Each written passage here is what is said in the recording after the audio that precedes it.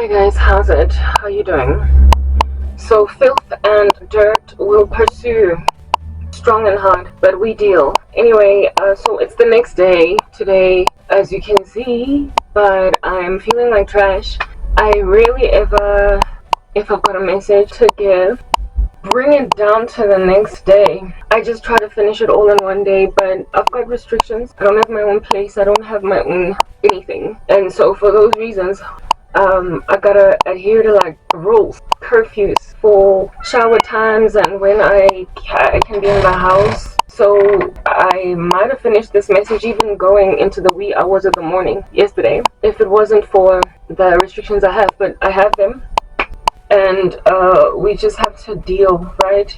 If I had not brought the work down to today, I wouldn't be feeling sick. I always get attacked when I'm busy giving lots and lots of understanding, prophecy, etc. I just get attacked. So I got sick. There's a little bit of a delay. I'm sick. I woke up feeling very funny, like off. I don't know how comfortable I am with the hair, but whatever. I woke up feeling off.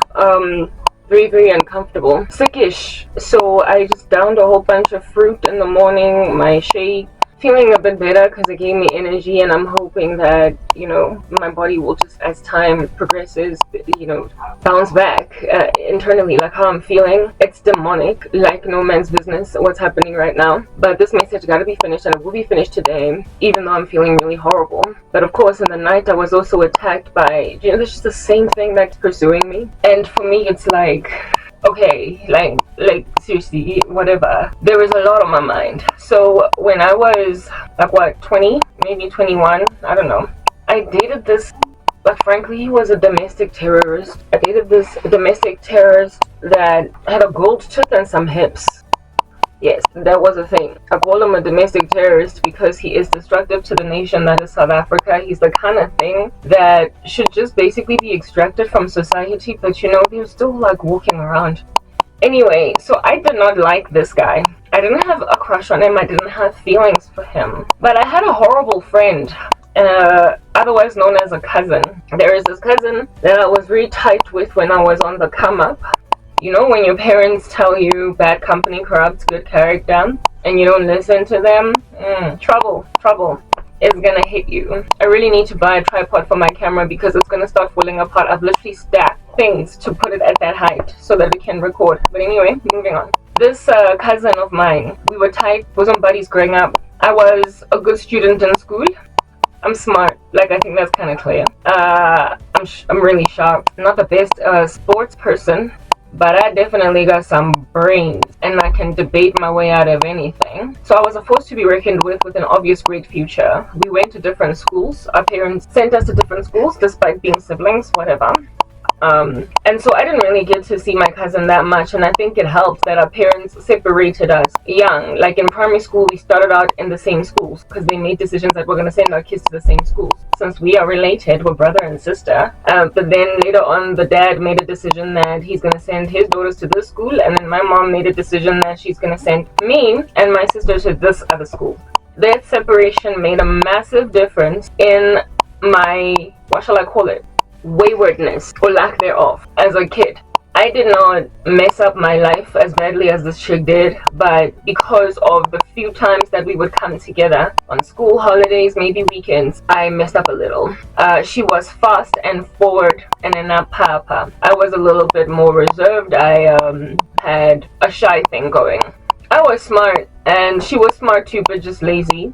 I did well in school. She didn't. I took complex subjects in school. She didn't, etc. So my future was kind of set from like early.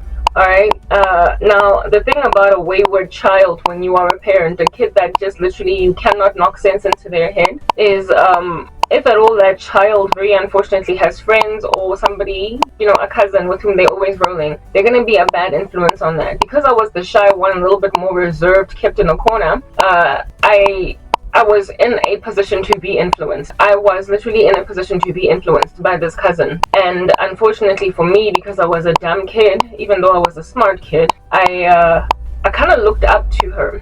She was older than me ever so slightly by just a few months. We were born in the same year. And she, started dating early, started having sex early, all these things. And I was like, kind of holding on to my virginity and all these things. Had a little bit more reason and ration, but I was influenceable, frankly, by her. I thought she was cool. She was popular very in her school and everywhere where she went. She knew a lot more people, a lot more boys, a lot more. She just had more street cred than me. If anything, I didn't have any street cred at all, other than maybe in my high school. I didn't go out on weekends, like partying, clubs and stuff like that. Not something I did, right? Yeah, even though my mother was just a little bit of a loose parent, didn't care what happened. I didn't capitalize on that. Alright, I kind of stayed home, and frankly, I didn't mind it. Yeah, until I got to the age of like 17. And if I tell you guys, every really kind of gangster decision I ever made in my teenage years that influenced my life to this day. In other words, every bad gangster decision I made, it was influenced by this stupid girl. It was. I ultimately grew up and stopped doing what she did. Otherwise, I would have had a baby before I could get anything of my life put together, because I was busy following my cousin. Yeah, I got smart on time. That's what I'm getting at, but not on time enough. I gathered for myself some pretty horrific idiots. Persecution. I literally gathered for myself dusty little random boys that were not in my league because of the girl. Now, every boyfriend, literally every boyfriend I had, guys, no, not every, there was one actually that wasn't as a result of influence by this chick. Yeah, only one of my boyfriends I chose for myself, and it was a horrible decision, but it was also influenced by just horrible parenting. I was lonely, and I wasn't just lonely, I was abandoned, afflicted, and I just dated some random dude that was like a closet homosexual. Okay, that's the one story. I told you guys about that some time ago. But every other horrible misdemeanor of a mistake that I made with guys, it was because this chick marketed to these guys. Like, when literally they all came highly freaking recommended by her. They came highly recommended by her. Every guy I've dated except for one guy came highly recommended by this cousin. And because I so admired her and looked up to her, and she was so much more popular than me, and I was so impressionable, I dated some of the filthiest little boys in South Africa, and that followed me. This is following from the previous messages that I've been giving, this whole series that I'm doing. I spoke about how stop dating in high school, and if possible, stop dating even in university, unless it's likely to lead to marriage, because you don't know what you are collecting. You don't know what kind of dirt you're picking up in high school, and you don't know where these guys are going to end up. But there tends to be slight hints, suggestions that make it kind of overt that this person is not in your league. But when you're in school, everybody's cute, everybody's collagen is on fire, nobody has pores on their faces. Perhaps they might have some acne, but literally everybody's beautiful. Little cellulite, everybody's cute. Yeah, and cuteness just is such a massive influential factor in decision making in teenagers. It's not even so much about what the person is doing in school, what they're studying, what their future looks like. The socioeconomic conditions of their parents don't matter. It's just about how cute they are. Like, kids are the worst. They've got such a Bonnie and Clyde mindset when they date that they cease to recognize just how ineffective it is for their futures, how detrimental it is for their futures, and how Bonnie and Clyde are not so romantic anymore when you are like 40. Because you're not beautiful anymore. Like two freaking bandits or fugitives from justice that are busy running up and down these streets at the age of 39. It's not that great anymore. Like Mickey and Mallory Knox are not so beautiful when they turn 42. Yeah, and that's what kids need to realize, that you age, guys. You get to a point where you're my age. And to romanticize some of the most horrific guys at the expense of your unfortunate fathers who are literally trying to bring out their shotguns to bring down these random boys, and then you think your daddy doesn't love you because your daddy doesn't want you to be in love. Like, relax. Like, literally take a breather, take a chill pill. Because when you turn 38, when you turn 39, when you turn 42, that deadbeat random who's getting fine lines and wrinkles, and the pores on his face are yawning the way they're so enlarging, and he's got a little bit of a pot belly. No matter how many sit-ups he does, he struggles to get his like six-pack back. When he's looking that ridiculous, holding a pistol, a firearm, like looking, guarding coast to see if the police are coming, and you're living like on the run. On that day, then that's when you look at this ugly little random that used to be cute once upon a time, and on top of that, he's a criminal. Yeah, okay, look, when people get older, all you have to lean on, all you got to swing on a rope concerning because you think you're Tarzan, is character. All you have are your really great jobs, the careers you've chosen. All you have are the decisions you've made, the children you're raising. All you have is the legacy you're building. You have got those gray hairs that tell a story of wisdom. Alright, that's all you got. And when there is no wisdom and you're old, it's literally ridiculous. Like, when you have got no wisdom and you're old, what in the world do you got? People gotta go to you and ask for sage understanding concerning the matters of the planet. And if you are literally the last person a young person can get advice from, you have absolutely and utterly devastatingly failed in life. All you got when you get older is your ability to give good counsel and for people to consider you believable because your life became something. You have got nothing but character. So to have some deadbeat little do-rag wearing 43-year-old Okie that can't stop listening to like modern rap music, like proper, you've got issues, you got some problems. And some of these guys, you can tell before they start to need using toupees, before they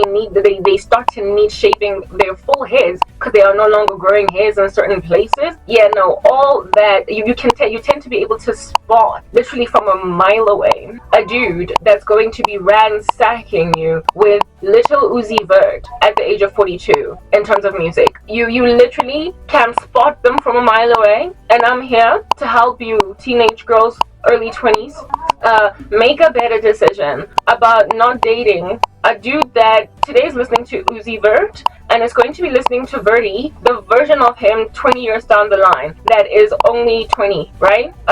Then, but he's like 43. Y'all need to understand. Women, you got issues, you got some problems, and I'm trying to make you not have them. Romanticizing a bad earth, it's not gonna, you're literally cute for 5 seconds. For the larger majority of your life, you are kind of not that beautiful anymore. Yes, if you exercise, eat well, and all that jazz, you can look like a handsome, a handsome dude and like yummy mummy. You can be a gorgeous grandmother. Trust me, I see them all the time. Alright, you can.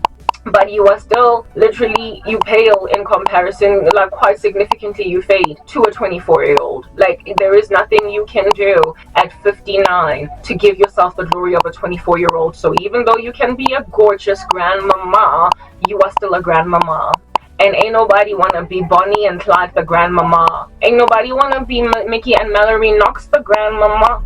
Ain't nobody wanna be Nandipa and Tabo Festa the grandmama and grandpapa, literally nobody, okay? So stop romanticizing ridiculous boys, because for the larger majority, if you don't get busted and so die young with your fugitive little boy, what's gonna happen is that the fugitive little boy, since you were the better off person, you were the bigger girl, you were the one that was headed for university or whatever, and this dude was the one that was indefinitely going to end up with just matric, and even though a horrible pass at it, yeah, you're still gonna get pursued by like a Clyde. He's not gonna let you go.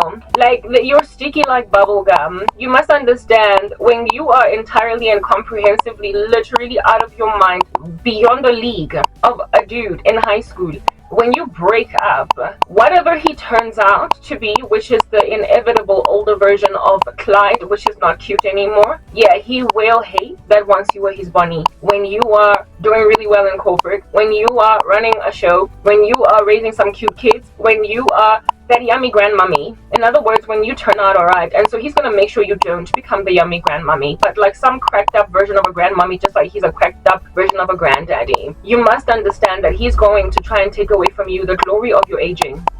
And that's where it is that I'm trying to like put a little bit of a chock-a-block, a stopper on your door to prevent, okay? Y'all need to turn to Jesus. Y'all need to just stop. Even if you don't get HIV, bottom line is, when you are not glorious as an older woman, you become better. Yes, that's good. That's what's good. You become better and you hate the youth. You hate they like just how glorious they are in comparison to you. You wish you could do a do-over. Like Oscar Jola, and I personally, I wish I just never dated until I was like maybe 23. I literally, because that was the only time when I was fit and proper feasible to actually marry anybody, because I had some kind of a semblance of a normal life and a career, and I was independent from a parent that could not care less to raise me properly. I was in other words, the kind of woman that guys would not be messing with when it comes to trying to negotiate getting into her DMs, because I had so much going for myself that these dudes knew that we're dealing with an educated woman with a great career, and her future is obviously really like stellar. So I get dude what Dampia Heineken fella, and that's all he has going for himself. Got gold tooth leaps.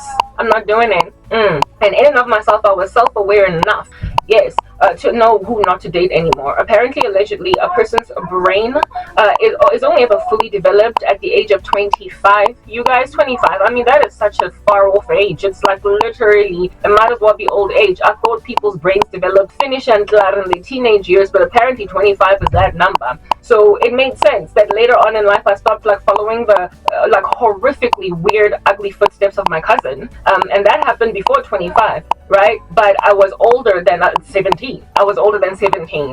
Not only that, by the time I got to 25, I had also made other very important decisions when it comes to just like the future of my person. I had made them better than I had made them when I was younger. Yes, that is what's good, guys. And indeed, at 26, you know, after my brain was all fully developed, how ironic is it that it was just 1 year down the line? At 26, I got born again. I gave my life to Jesus because everything else stopped making sense. Just this lackluster, fast, weird thing that I was doing growing up, it stopped being normal.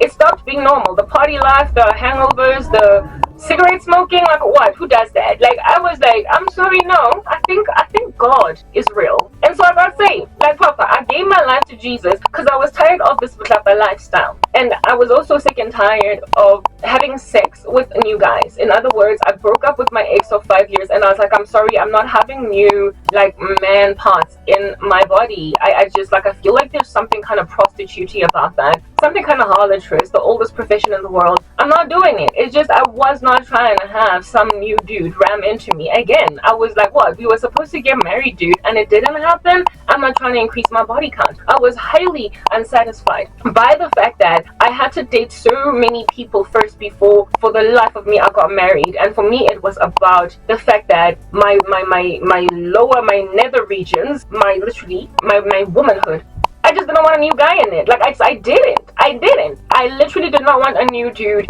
like going in there. I thought my ex of 5 years was it, and after we broke up, I was like, that guy didn't marry me. That he did. 5 years? Are you serious? So what? Am I gonna have to experiment with another dude that we might last 6 months? And then another one 5 months, and then another one 10 months, another one maybe 2 years before I get to maybe the age of 30, and having put my body count at like 10 now or whatever, then only, you know, I'm like finally getting married. I was so disquieted by sex that I was like, no, there's got to be a better thing out here. There's literally got to be a better thing out here, and that's how I got saved. I hated sex with new guys. The prospect of it literally led me to Jesus. Like I was at a club, at a party, like some joint, and I was broken up with my boyfriend at the time. We were on and off, and I asked this chick in the club. I was like, dude, how long must you take exactly before you have sex with a new guy? Like, what's the minimum waiting period? Since I'm all single, I want to know what's it gonna take for a dude to take me seriously and not to finally marry me, instead of us breaking up years down the line. How long must I make him wait? A month, 2, 3, a year, 10 years? Like, how long? And this chick was like, marriage. I was like, well, you're kidding. Like, I gotta test the goods out first. What if the dude is horrible in bed? What in the world? And then she started telling me about soul ties, and that's how I was like partially evangelized. When I then read up on soul ties, I was like, what? So basically, these dudes are following me all over the show in my life. If I sleep with my husband, I'm sleeping with all of them. They're all demonic, like ties. I'm not doing it. Ew, it just felt so disgusting. And then there was like the show called Intersections on television, which is basically like an HIV awareness show in this country that was done where people were just transferring the disease to each other. And it was like, it was very informative. It was incredibly educational. And I just thought about intersections, and I was like, I'm sorry, no. I'm not doing it. I'm not meeting another guy. I'm not. I'm not doing it. I'm not. And then the Lord was like, all right, D. That's why it is written in God's word that the invisible qualities of God are all over creation. Your conscience bears witness to you that God is real. So you, without excuse, even if you were never given the gospel somewhere along the way in your life when you pass away without Christ, you had a hunch, a gut feel that this ain't right. And I had a feeling that this ain't right. I knew after my relationship of 5 years at dude number 5 on my body count that I'm not doing it again. I'm not going to number 6. I'm sorry. I'm happy to keep him on my one hand. I'm not sleeping with another guy. I'm not doing it. I felt that strongly without hearing the gospel. Enough to ask some chicks in the club, how long must I wait? Because frankly, I don't even know why my ex and I keep on breaking up. I don't think we're going to get married, me and this buffoon. But like the next buffoon I meet, how long must I make him wait for him to take me seriously enough to marry me? And the chick, amazingly and miraculously, by the grace of God, since I was seeking, I finally found, gave me the right answer. She gave me a Christian answer. Of course, she was lukewarm. What was she doing in a nightclub as a Christian? But nonetheless, she got me slightly evangelized enough for me to go out there and research for myself until I got all born again. Yeah, my story is multifaceted. Many things led me to Jesus, but that was the starting point of my recovery from the worldliness that I was living. It was my starting point unto Jesus. The Bible says, seek and you will find, knock and the door will be open. I might not have been seeking for answers in the Bible, but my conscience was speaking volumes and the Lord heard them. Just like those Muslims that get visions of Jesus literally praying like no man's business in a mosque, and they see a vision of Jesus instead of Allah. Yeah, that's what happened with me. I was looking for answers that indeed ought to be asked for, and God replied. God is the one that pitched. The Bible is what was given me. The gospel is what was explained to me. And then I was like, that's why I was all uncomfortable with this cloth affair. Yeah. So all of y'all that are making yourselves comfortable with your body counts, relax, blom, chill, because the thing that makes you all content with like adding a new dude to your number count is the fact that your conscience has been seared and there's nothing anymore going on there due to the fact that God has handed you over to your reprobate mind because you don't love the truth and you're taking pleasure in your unrighteousness. So the Lord sends you a strong delusion. Yes. However, prior to that strong delusion, you'd be in denial. You would be lying to yourself to say that you were happy every single time you slept with a new guy. I'll tell you my own experiences. Every single new Okie that I slept with, I was freaking scared, shaking in my pants, literally almost urinating that he would not come back, that he would like make it a one-night stand. Thankfully that didn't happen, but I had that fear. I mean, how many of y'all have got one-night stand fears and insecurities on your wedding night with your husband? Literally, I think that number is tending towards 0. But the level of insecurity of whether or not a guy is going to stick around after you sleep with him when you're not married to him is astronomically high. Yes, all of them stuck around, but all of them, there was a massive risk that I was never going to see them again. Even if I made them wait for 3 months, like Steve Harvey suggests, and think like a man, think like a woman, act like a woman, wear a panty. I don't know what he saw, what that like book is, but that book is a lie from the pit of hell. And guess what? It was sold at a Christian church. That's where I even bought it. Yes, very well.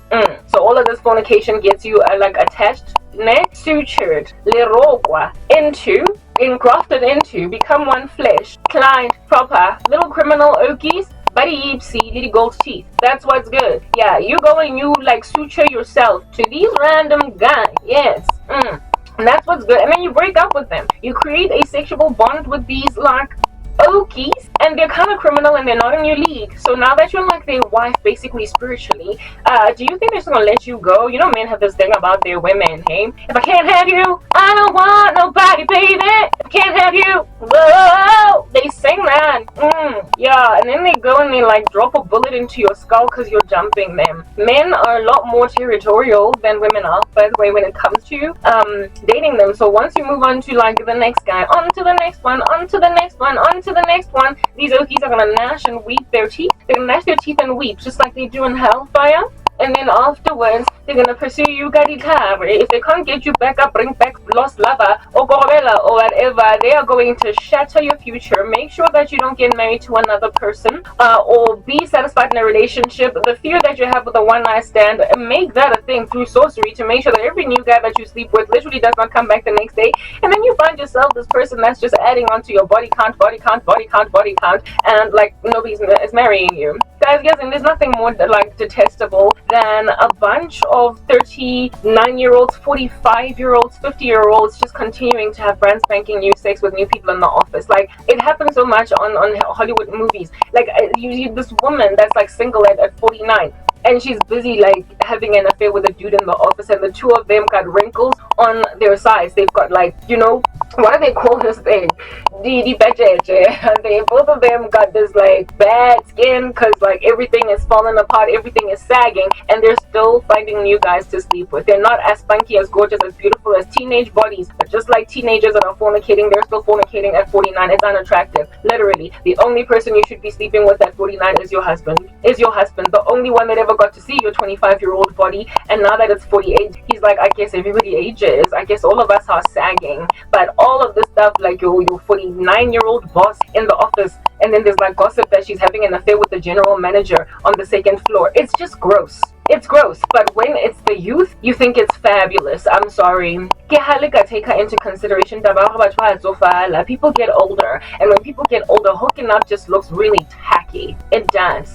So stop. Like, literally, wait on the Lord for a husband and stop hooking up, because the time arrives when it stops being glamorous, and on that day you ain't got no character anymore, and you're just some old middle-aged woman that is being gossiped by the 25-year-olds in the office because there was an affair happening between the marketing executive and the CFO. And so therefore, Wonkumuntu's like, that's how she got the promotion. It's always the woman that is blamed for getting a promotion going via sex at it. Like, stop it. But it's ugly. It's literally ugly. There is nothing worse than looking at older people in corporate South Africa flirting with each other. Like, stop. MP. And I'm sorry if it hurts you, Luna, but divorce is saying by 20. Bottom line is, you were supposed to stay married. You were supposed to marry well. You were supposed to choose right. And now that you are 49, you are busy clothing with a 42-year-old. It's ugly. It's literally ugly. And y'all are facing that as teenagers. You are facing futures where it is no longer cute to hook up, but kind of tacky, because everybody there is starting to sag. It ain't cute. I don't care how much you go to the gym. You might indeed look 25 at 45 because you're taking care of yourself, but bottom line is you're 45 and everybody knows it. So your dalliances in the office, you sleeping with new guys, it's tacky. It's just tacky.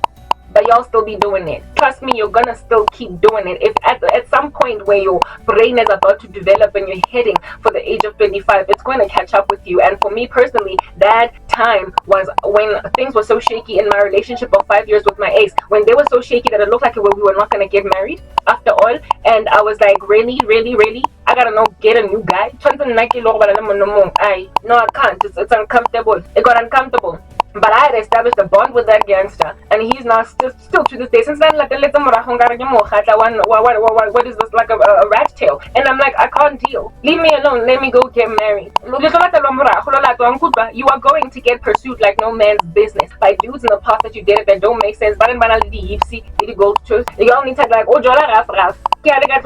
there's nothing cute about especially when you get older, and it's gonna inevitably happen. If you're busy hooking up at 22, you're gonna be hooking up at 42. Y'all need to you're gonna be doing that. You're gonna be that marketing executive that's sleeping with the CEO. You're gonna be that marketing executive that's sleeping with the senior manager. You're gonna be those middle-aged people having an affair in the office because you just got divorced, and it's nasty. It's ugly. It's not cute. It's not glamorous when you are 45. So stop doing it at 25 then. That's what I'm trying to explain to you guys. I came out of a dream last night because the devil was trying to get me to stop working. That's what's good. Where I was like literally in the bed of that dude.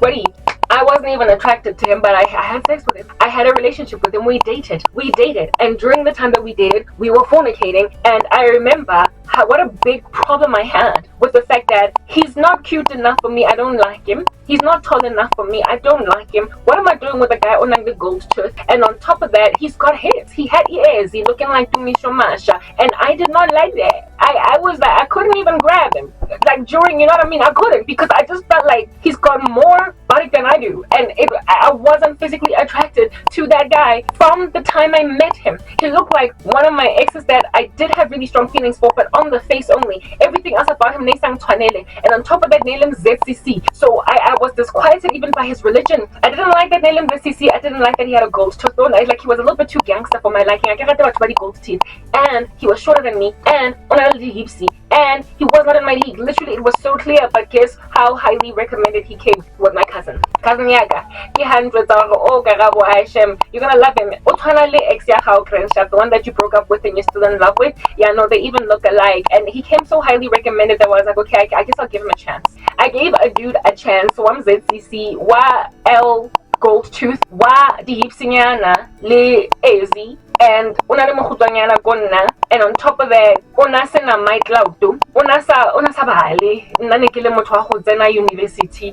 Guys, there was just I don't even know if he had a job. I think he was Napanda, yes, Napanda Kokasing. He didn't have a job, but una jaiva liski me se popular sa my cousin's boyfriend. And so my cousin was like, since you're single, Karaba, I think you do really good with this guy. You know what that messed up cousin was doing? She knew that dude didn't make sense for me. She had jealousy. To this day, she's one of my biggest afflictors spiritually. Anywhere. Literally, chock-a-block cousin that became the bane of my existence spiritually. Even try to kill me, got death curse. Yes, that sacrificed me for fame, not fame, but for career. Well, the same one that went and fell pregnant. Yeah, that girl. She was so envious of me. She was so envious that she hooked me up with a dude osang twanneling like no man's business. And he came so highly recommended that because I looked up to her, I gave him a chance, kissing up feelings for him. I didn't even have feelings for him. I wasn't attracted. I couldn't make my own decisions. I was just 20. Apparently, allegedly, you're in a position to make decisions for yourself at 20. But it turns out that I wasn't then, because I was obviously still peer pressurized influence. She made me smoke, that cousin. Decided as a teenager that I will never smoke. But I took my first drag of a cigarette because she was smoking. And she was like, wanna try? Yeah, peer pressure is a real thing. And that peer pressure can cause you to suture yourself, to yeah, such guys again, because to me like no man's business. Agree. Can we move to the next part, please? I'm not done with the story.